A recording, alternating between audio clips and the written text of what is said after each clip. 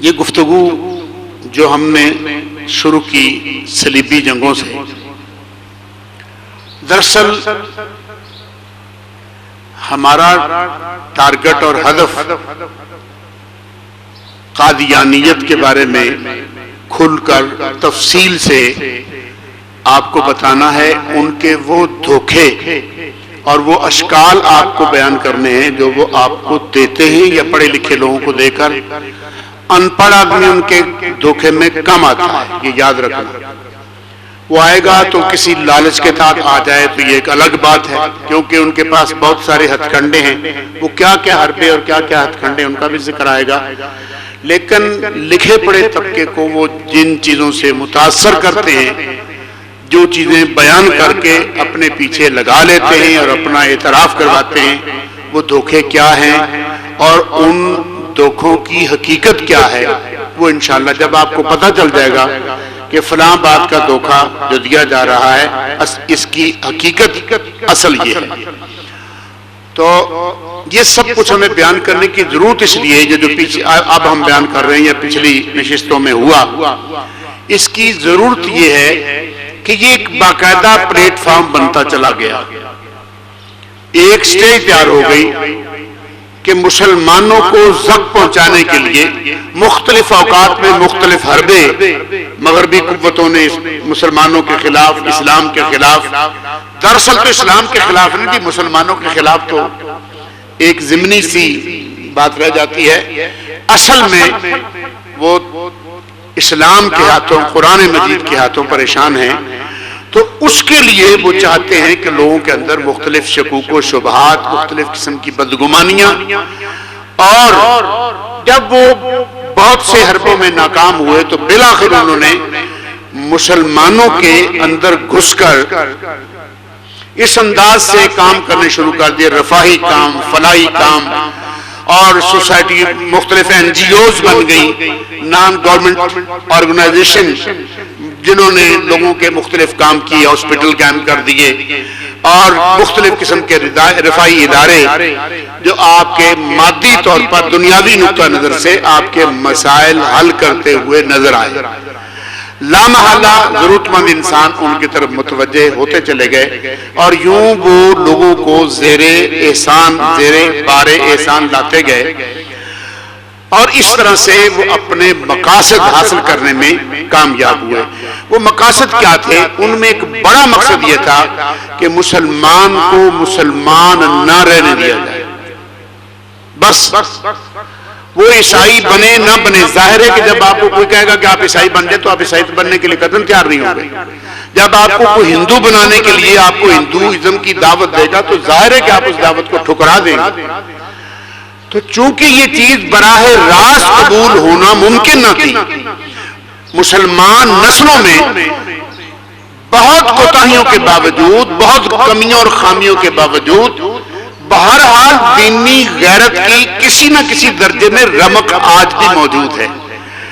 اس آخری رمق کو ختم کرنے کے لیے وہ جب کامیاب نہیں ہوئے تو انہوں نے یہی سوچا کہ مسلمان اگر عیسائی نہیں ہوتے، ہندو نہیں ہوتے، یہودی نہیں بنتے، بدھ مذہب اختیار نہیں کرتے، تو کم از کم ان کو اتنا ضرور کر دو کہ وہ مسلمان نہ رہیں۔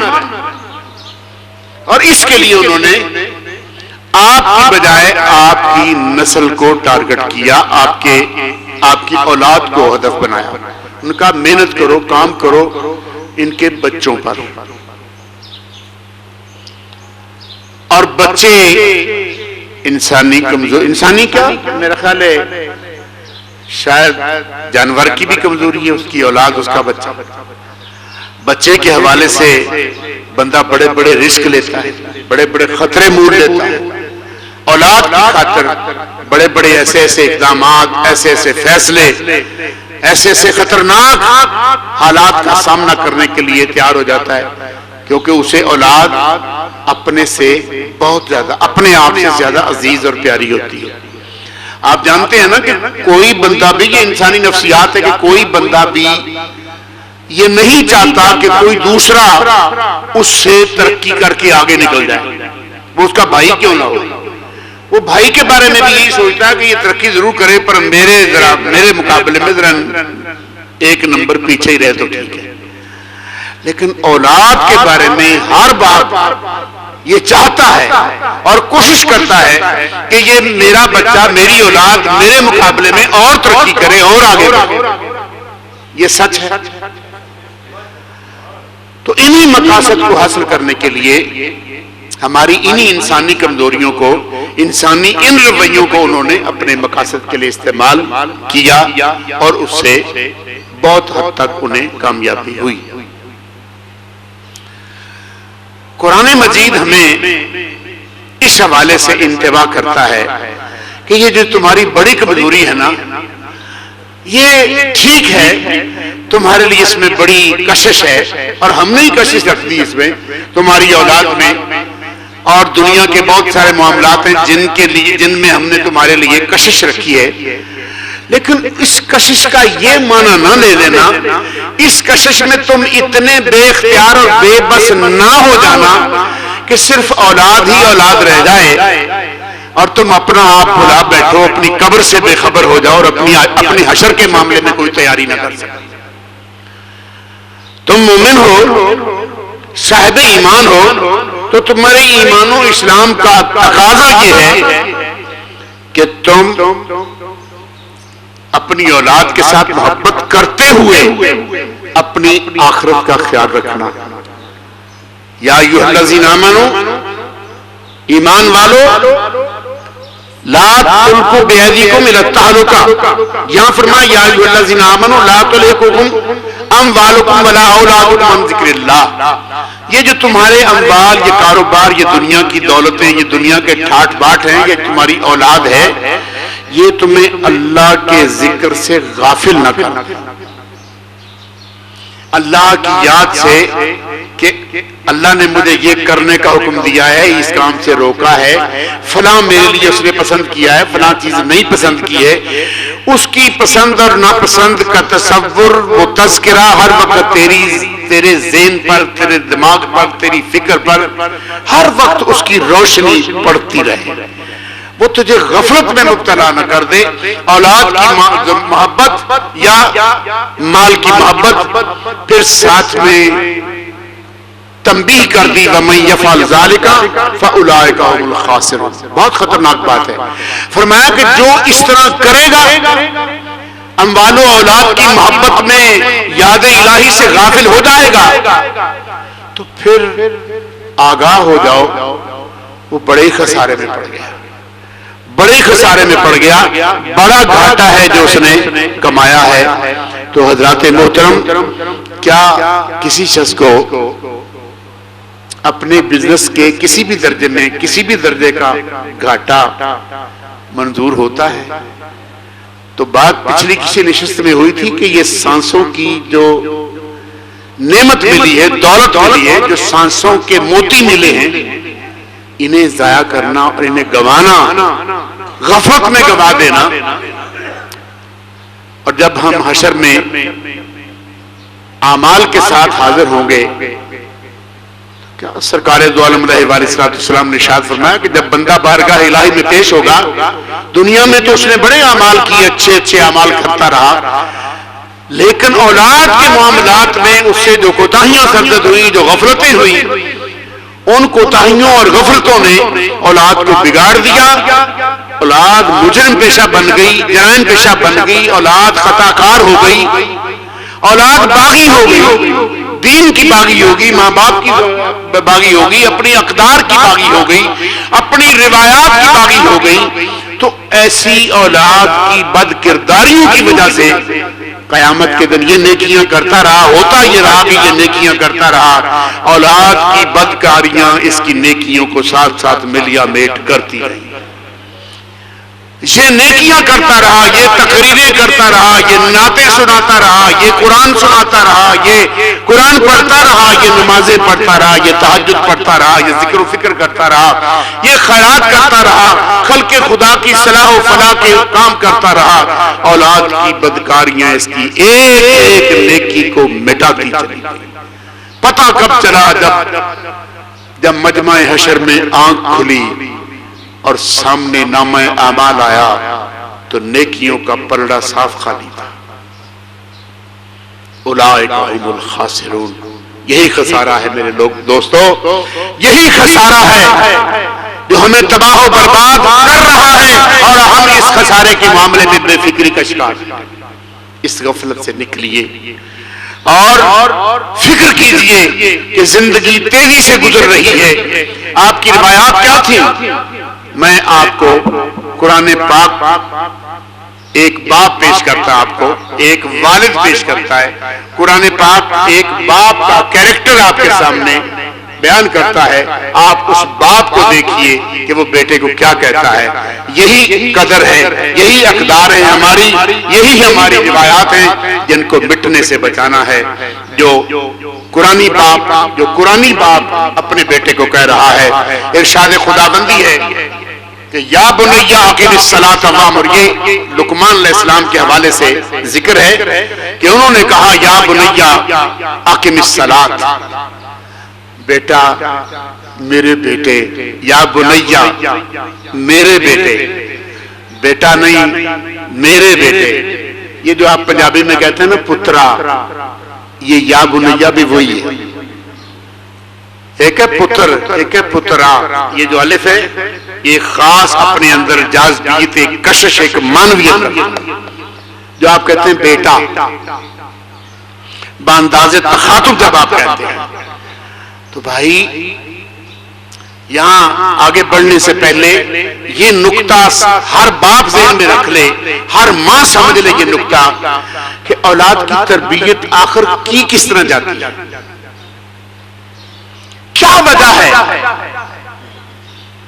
کہ بیٹا ابے کی نہیں مانتا، جس نے اس کو جنا ہے، جس نے اس کو پالا ہے، جس نے اس کو پڑھایا ہے، جو اس کی ضرورتوں کا کفیل رہا ہے، جو اس کی سردی گرمی میں، دکھ درد میں، بیماری میں، تکلیف میں، پریشانی میں اس کے اوپر سایہ کرتا رہا، اس کا دستگیر رہا، اس کا غم گسار رہا، دن میں رات میں ہر لمحے جب بھی اس پر کوئی خدا نخواستہ افتاد پڑی تو وہ لے بھاگا. اس باپ کی نہیں مانتا، لیکن مانتا ہے تو گلی کے کسی الو کے پٹھے کی مان کر کسی بری محفل میں جا بیٹھا.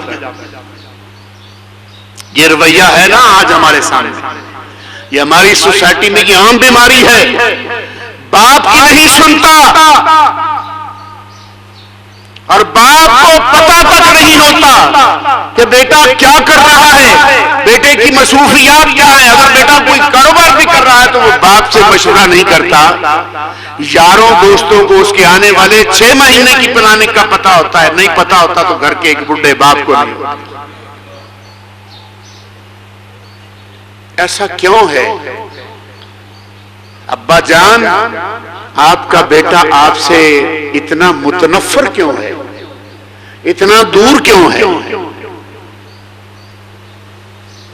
ابا جان آپ بھی ذرا سوچیں تھوڑا سا، ابا جان آپ بھی غور فرمائیں تھوڑا سا کہ آخر بیٹا ہی تو برا نہیں ہوگا. بیٹے میں یہ ساری جو کوتاہیاں آئی ہیں، جو خرابیاں آئی ہیں، ابا جان اس میں آپ کا کوئی کردار نہیں؟ کیا آپ میں اس کی کسی غفلت کو دخل نہیں؟ آپ کی کوئی کوتاہی نہیں ہے؟ ذرا سوچیں ابا جان، آپ نے 2 میں سے کوئی ایک رویہ ضرور اپنایا ہے. یا تو بیٹے کو بے تحاشا لاڈ پیار دیا، وہ جو کچھ کرتا رہا تو نے کہا کہ کوئی بات نہیں، سمجھ جائے گا.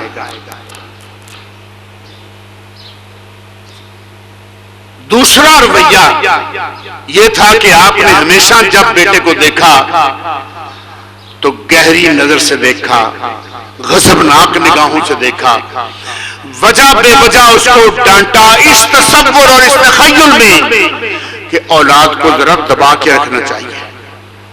یہ بھی ایک تصور ہے نا. یہ دونوں تصور خراب اور غلط اور غیر اسلامی ہیں. یہ دونوں رویے غلط ہیں. ابا جان اب آپ اپنا رویہ بھی بدل لیں، آپ کی مہربانی، آپ بھی بدل لیں. آج ہی کمپرومائز کر لیں اپنے گزشتہ کوتاہیوں پر اپنی اولاد کے ساتھ اپنا طرز عمل آج ہی بیٹھ کے سیدھا کر لیں. اسے شتر بے مہار نہ چھوڑ دیں.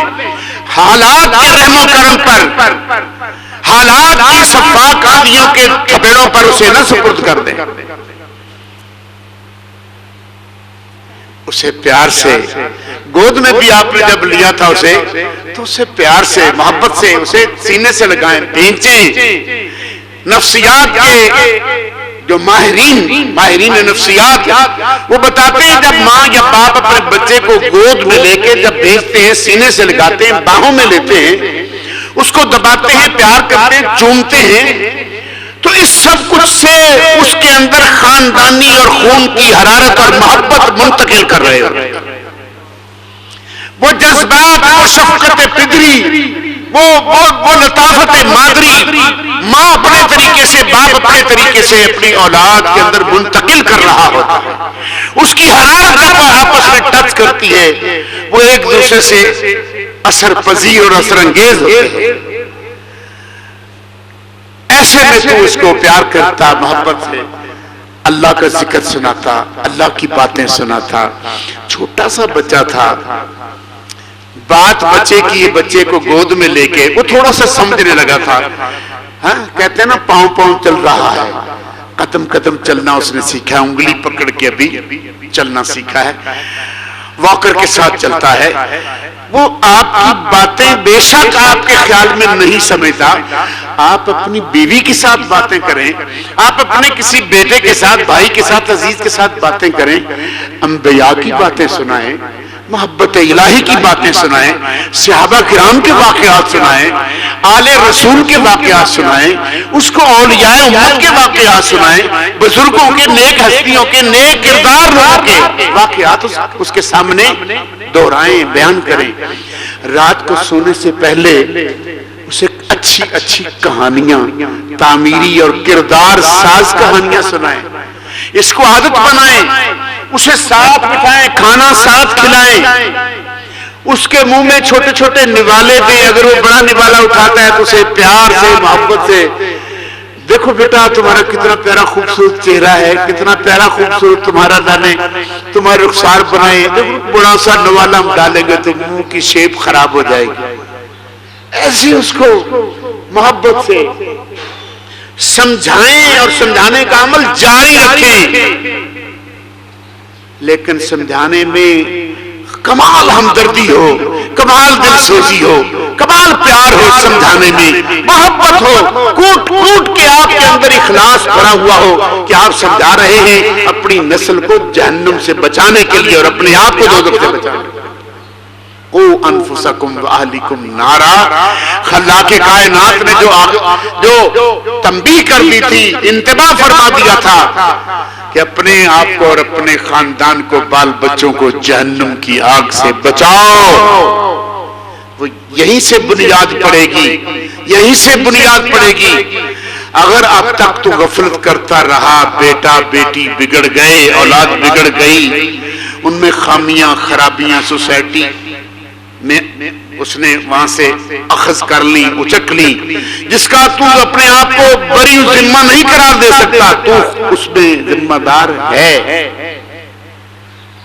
اپنی ذمہ داریاں صمیم قلب سے، سچائی کے ساتھ مان، اور مان کے پھر اپنی اولاد کے ساتھ تعلقات کو نئے طریقے سے استوار کر، نئے اسلوب میں، نئے ڈھنگ سے. یوں سمجھ لے بے شک بچہ 28 سال کا ہو گیا، 22 سال کا ہو گیا، 15 سال کا ہو گیا، اسے بٹھا، اسے نئے سرے سے یوں سمجھ کے آج جنم دیا اسے، اور شرما نہیں کہ اب کیا ہوگا جی، بچہ کیا کہے گا، یہ لوگ کیا کہیں گے، گھر والے کیا کہیں گے کہ لو جی اب اس کو ابے کو کیا ہو گیا ہے. بابا یہ آپ لوگوں سے میں نے سنا ہے، میں تو کملا رملہ بندہ ہوں، میں نے آپ لوگوں سے سنا ہے کہ صبح کا بھولا شام کو گھر آ جائے تو اسے بھولا نہ کہا کرو. تو وہ شام کو، اب شام کو اگر آپ واپس آ جاتے ہیں، اب بھی اگر بدل جاتے ہیں، تو میرا نہیں خیال ہے کہ یہ بدل جانا، یہ واپس پلٹ آنا خسارے کا سودا ہوگا. خسارے کا سودا تو تب ہوگا کہ آپ غلط سمت پہ چل پڑے تو پھر چلتے ہی رہے کہ جی ٹھیک ہے جی اب جتنی گزر گئی ہے اب اگلی بھی اسی طرح صحیح. اب آتے ہیں ان آیات کی طرف جس پہ قرآنی باپ اپنے بیٹے سے مخاطب ہے. یا بنیا، اے میرے بیٹے، جانے جگر، جانے جگر، میرے لختے جگر، میرے دل کی کروملی. پنجابی میں مائیں کہتی ہیں نا میرے دل کی کروملی، میری آنکھوں کا نور، میری آنکھوں کی ٹھنڈک. یہ بھی آپ کے خطیب صاحب دعا کروا رہے تھے تو دعا کر رہے تھے کہ یا اللہ ہمارے جوڑوں کو یعنی بیوی اور میاں ان کو اور اولادوں کو ہماری آنکھوں کی ٹھنڈک بنا دے. یہ آنکھوں کی ٹھنڈک کیا چیز ہے؟ کس چیز سے پیدا ہوتی ہے؟ آقا دو جہاں علیہ الصلوۃ والسلام نے بڑے پیار سے ایسے رواں روی چلتے چلتے بتا دیا. قرۃ عینی فی الصلاۃ. مجھ سے پوچھ لو، تمہیں نہیں سمجھ آ رہی؟ مجھ سے پوچھ لو. آنکھیں ٹھنڈی ہوتی ہیں نماز سے. آنکھوں کی ٹھنڈک نماز میں. بیٹا نمازی ہو جائے، بیوی نمازی ہو جائے، خامد بے نماز نمازی ہو جائے، آنکھوں کی ٹھنڈک بن گیا نا. اللہ کا فرما بردار ہو، رسول اللہ کا فرما بردار ہو، طریقہ صحابہ پر، اہل بیت پر، اولیاء کرام پر چلنے والا ہو، آنکھوں کو ٹھنڈک ہوگی کہ نہیں ہوگی؟ تو یا بنیا، میرے بیٹے، اقیم الصلاۃ، نماز قائم کر. کیا کر؟ تھوڑا سا بولیں ذرا. نماز قائم کر. تو مسلمان معاشرے کی قدر، پہلی قدر کیا ہوئی کہ وہ نماز کا معاشرہ نمازی ہو جائے. معاشرہ نمازی ہو جائے. اللہ اکبر. لوگ تہذیبوں ثقافتوں کے جھگڑوں میں پڑے ہوئے. میں تو ان پڑھ بندہ ہوں. میں نے کسی وقت ایک دفعہ یہاں مال روڈ کے ایک ہوٹل میں اہل علم کی محفل میں مجھے بھی انہوں نے بلا لیا تھا. یہ گئے برسوں کی بات ہے. میں نے وہاں کہا تھا کہ یار میں تو اپنی سمجھ کے مطابق بات کرتا ہوں. مجھے یہ سمجھ آتی ہے ثقافت، یہ تہذیب، ہندی ثقافت کیا ہے، مصری ثقافت کیا ہے، یونانی ثقافت کیا ہے، میں نہیں جانتا. میں یہ جانتا ہوں کہ اسلامی ثقافت یہ ہے کہ 5 وقت اس معاشرے میں اذان کی آواز بلند ہو. اور جو لوگ اذان کی آواز سنے، اذان سنتے ہی کشاں کشاں کشاں کشاں ہر گھر سے گھر والے بیت اللہ، مسجد کی طرف، اللہ تعالیٰ کے گھر کی بیٹی کی طرف، مسجد کی طرف، سارے راستے پھر مسجد کی طرف آ رہے ہیں. رواں دواں لوگ اپنے گھروں سے، باپ اپنے چھوٹے سے بچے کو انگلی کے ساتھ لگائے ہوئے خرامہ خرامہ ٹہلتا ہوا سبحان اللہ کا ورد کرتا ہوا، لا الہ الا اللہ کا ورد کیوں کر رہا ہے؟ ذکر الہی بھی ہوتا چلے گا اور بچے کی تربیت بھی ہوتی جائے گی. چلتے چلتے راستے میں کہیں کینکر پڑا ہے تو اس کو ہٹا دیا، کہیں کوئی ایسی چیز جو راہ کی رکاوٹ ہے تو اس کو ہٹاتا چلایا. یہ تیری اسلامی تہذیب تھی، یہ ثقافت تھی. مسجد میں تو آیا، نماز پڑھی اور ہر ایک سے ملا، سبوں سے ملا. یہ 5 وقت کے لیے یہ ثقافت ہے تمہاری اسلامی ثقافت. 5 وقت میں پورا محلہ مسجد میں اکٹھا ہو، پورا محلہ مسجد میں 5 وقت میں اکٹھا ہو اور ایک دوسرے کے حال احوال سے باخبر ہو. تم کہتے ہو جنی ہماری پرسنل لائف میں کسی کو کیا حق ہے؟ یہ تمہارا اسلامی معاشرہ نہیں بابا، یہ تو ادھر کی گندگی ہے کہ ہماری کوئی پرسنل لائف بھی ہوتی ہے، ہماری انڈیپینڈنسی بھی ہوتی ہے. اسلام کہتا کہ کل مومن اخوۃ، انما المؤمنون اخوۃ، سارے ایمان والے آپس میں بھائی ہیں، مسلمان بھائی ہیں. اسی لیے جب وہ ایک بستی میں رہتے ہو، اذان سے آواز، مسجد سے اذان کی آواز آئے، پروردگار کے گھر سے، پروردگار کے دفتر سے تمہیں پکارا جائے حی علی الصلاۃ حی علی الفلاح، آؤ صلاح و فلاح و فلاح کی طرف. تم حکم الہی سمجھ کر بھاگ. یہ ہے تمہاری قدر، یہ ہے تمہاری ریت، یہ ہے تمہاری روایت. اس کو بچانا چاہیے کہ نہیں بچانا چاہیے؟ بولو بچانا چاہیے کہ نہیں بچانا چاہیے؟ تو پھر آج سے عزم کرو کہ ہم اس روایت کو بچائیں گے اور زندہ کریں گے۔ کیوں باجماعت نماز پڑھائی گئی؟ 5 وقت میں کیوں طلب کیا گیا؟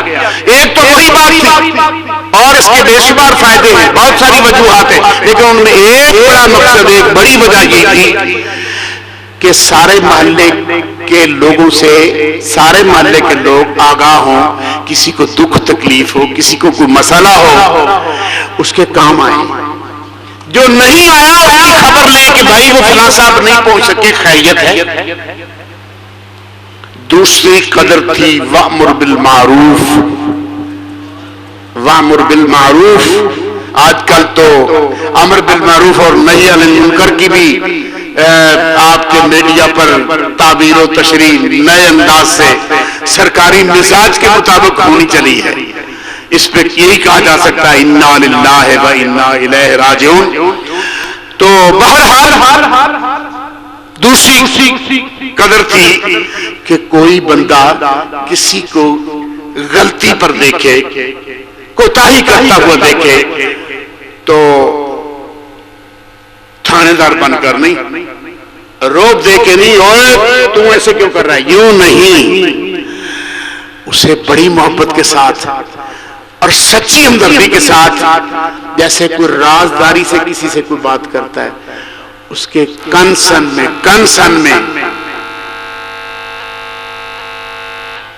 اس کے کنسن میں بات کر دو، اسے کہو کہ بھائی ہم مسلمان ہیں، ہم ہی نہیں یہ زیب دیتے۔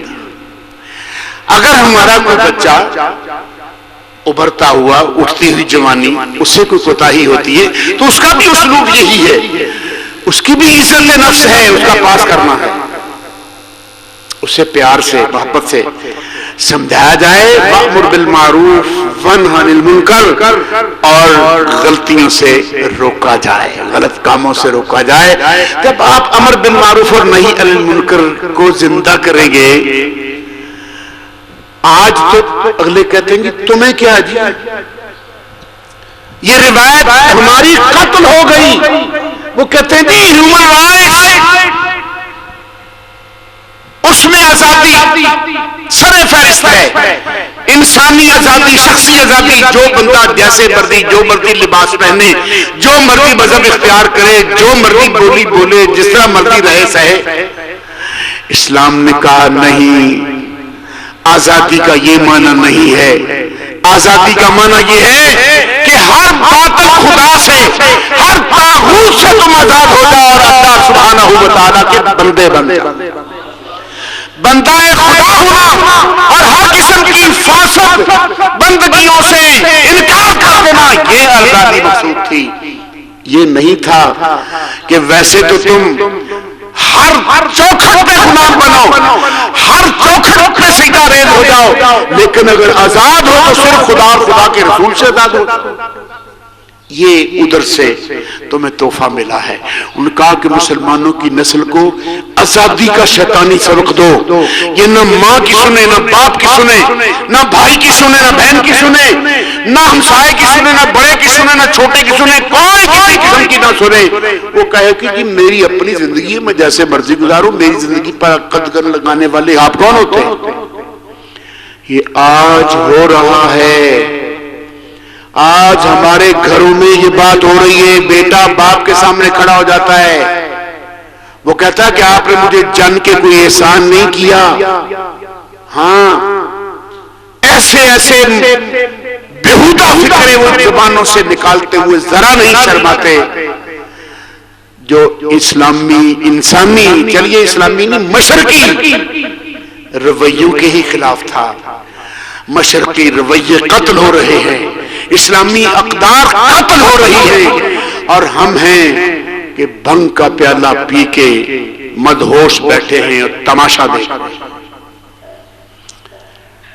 اگلی بات تھی وَاصْبِرْ عَلَى مَا أَصَابَكَ، جب کوئی افتاد آن پڑے تو گھبرا نہ جا، ثابت قدم ہو جا، ثابت قدم ہو جا، تیرے قدم ڈگمگا نہ جائیں۔ یہ نہیں ہے کہ کوئی باطل قوت تجھے دبانا چاہے، تجھے خوف زدہ کر کے اپنی مرضی کے، اپنے مقاصد کے، اپنے مزاج کی باتیں تو اس سے منوائے، اللہ کے سوا کسی سے مت ڈرنا، اور اللہ سے ڈرنے والے صرف اللہ سے ڈرو، اللہ سے ڈرنے والے پھر کسی سے نہیں ڈرتے، اور جو اللہ سے نہیں ڈرتے پھر وہ ہر شے سے ڈرتے ہیں اور ہر کسی سے ڈرتے ہیں۔ یہ سزا ہے اس کی۔ وَاصْبِرْ عَلَىٰ مَا أَصَابَكَ، اس دنیا کی زندگی میں نشیب و فراز زندگی میں آتے رہیں گے، یہ سب کچھ ہوتا رہے گا، لیکن اے بندہ مومن، قرآنی باپ اپنے بیٹے کو کہہ رہا ہے وَاصْبِرْ، ثابت قدم رہے، اِنَّ ذَلِكَ مِنْ عَزْمِ الْأُمُورِ، یہ ہے ہمت مردہ کا کام، یہ ہے ہمت مردہ، یہ ہے اصل بات، یہ ہے کردار، یہ ہے جوان مردی، یہ ہے بہادری۔ اگلی بات سنیے، ایک اور روایت، وَلَا تُصْعِرْ خَدَّكَ، جب بھی کسی سے بات کرو تو منہ پھلا کے ایسے بڑے اوکھے اوکھے لہجے میں یہ نہ کرو، اپنی گالیں پھلا پھلا کے غصے سے بھرے ہوئے ایسے بات نہ کرو۔ کیا کہا؟ قولوا للناس حسنا، جب بھی کبھی کسی بندے سے گفتگو کا موقع ملے تو تمہاری زبان سے پھول جھڑیں، پھول جھڑیں، بہت خوبصورت گفتگو کرو، تمہاری گفتگو میں نرمی ہو، لطافت ہو، ملائمت ہو، خوشبو ہو، اور سننے والا چاہے کہ یہ بندہ کچھ اور بھی کرے۔ یہ روایت ختم ہو گئی ہے۔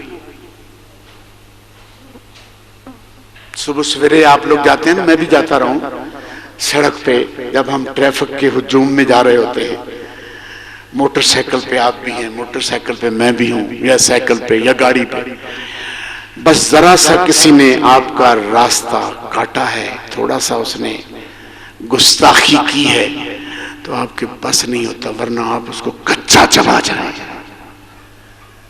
وَلَا تُصْعِرْ خَدَّكَ، تیرا قرآن تیرے گھر میں جو تیری بیوی کو جہیز میں ملا تھا نا، وہ اسی خوبصورت سی ریل میں پڑا ہوا اندر ہی اندر بل بلا رہا تھا۔ وَلَا تُصْعِرْ خَدَّكَ وَلَا تُصْعِرْ خَدَّكَ، او میرے ماننے والے، قرآن پہ ایمان رکھنے والے، او میاں منہ پھلا پھلا کے اس طرح سے اوکھے اوکھے ہو کے باتیں نہ کر، مٹھاس، میٹھی باتیں کر، محبت سے بات کر۔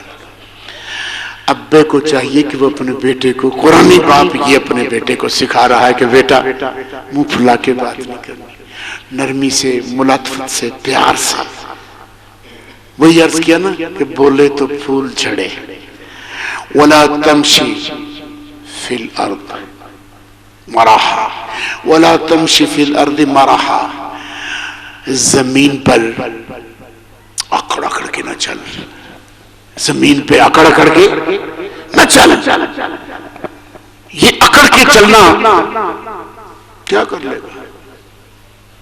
نہ تو اکڑ کے آسمانوں کو چھو سکتا ہے، اور جو تو اتراتا ہے اور دب دب پاؤں زمین پر مار کے چلتا ہے، اس سے تو پہاڑوں کو نیچے تو دبا نہیں سکتا، کیا کر سکتا ہے؟ تو پھر بندہ تو پیدا ہوا ہے، بندوں کی طرح چل۔ وَلَا تَمْشِ فِي الْأَرْضِ مَرَحًا، خدا کی زمین میں نرمی سے چل، خدا کی زمین میں اکڑ اکڑ کے نہ چل۔ جوانی تیری، اس کا یہ مطلب نہیں ہے کہ اپنی جوانی کو تو اکڑ فون کے ذریعے ظاہر کرے، تیری جوانی خیر کے کاموں میں صرف ہو، خیر کے کاموں میں صرف ہو۔ آخری کلمات 5 منٹ مزید آپ سے چاہوں گا۔ اس کے بعد فرمایا ان اللہ لا يحب كل مختال فخور، یہ اکڑ بازوں کو کہا جا رہا ہے کہ یہ اکڑ کی جو چل رہا ہے نا، تو بے شک اللہ تعالیٰ اترانے والوں اور یہ غرور کرنے والوں کو پسند نہیں کرتا۔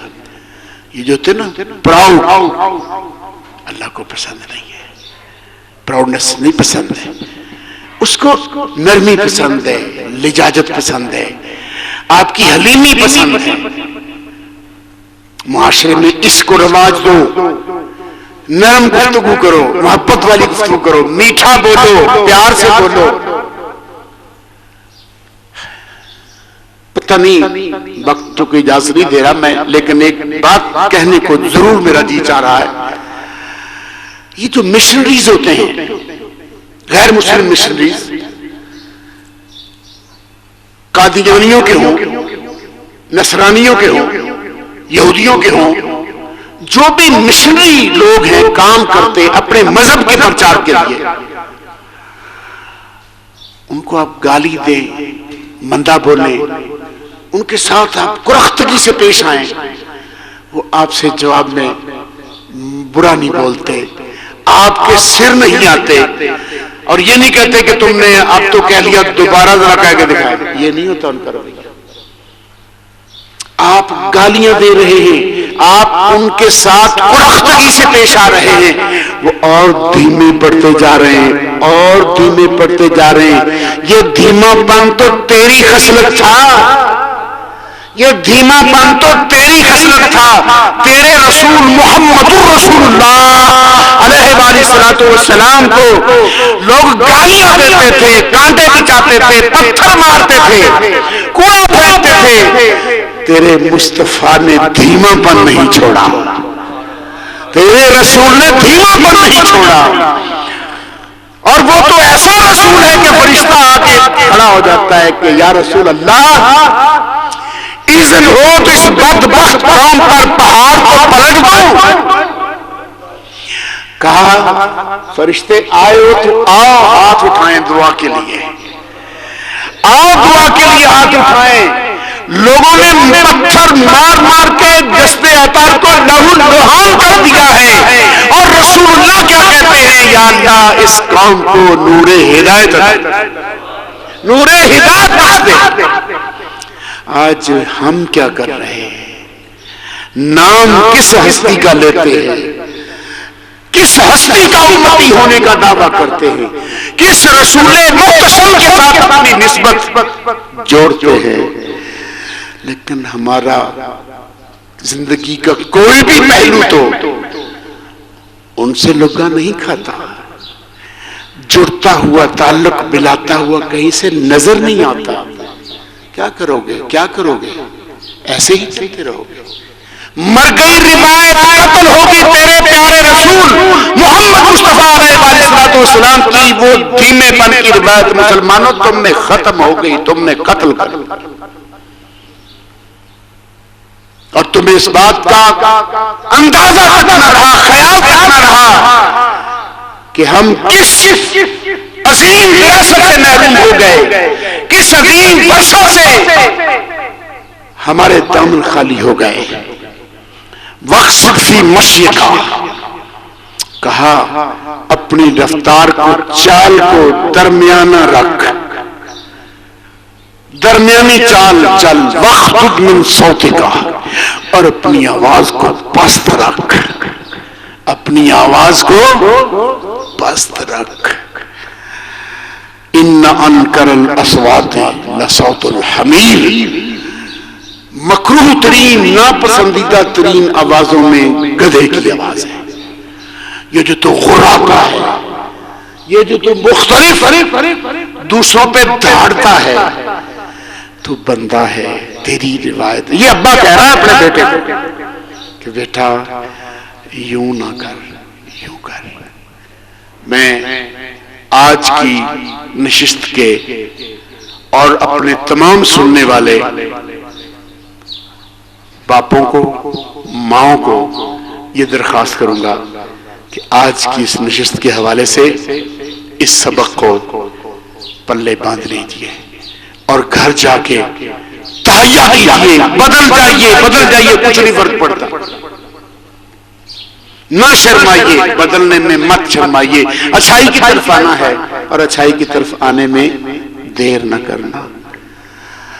اگر دیر ہو گئی تو خطرناک دیر ہوگی. پھر وہ موقع اگر ہاتھ سے نکل گیا، یہ سانسوں کی ڈوری کٹ گئی، تو پھر کچھ نہیں بنے گا. ایمان